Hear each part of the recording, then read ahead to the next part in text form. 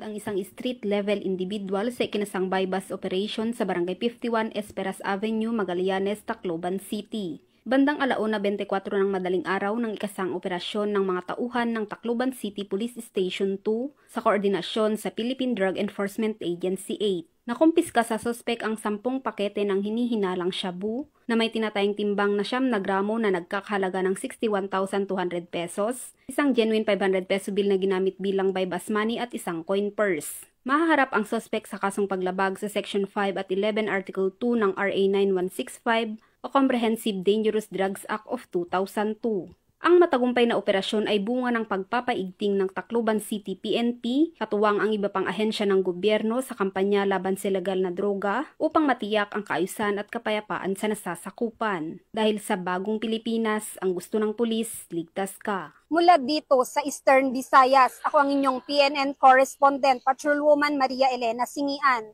alagad ng batas, tagataguyod ng balitang pulis.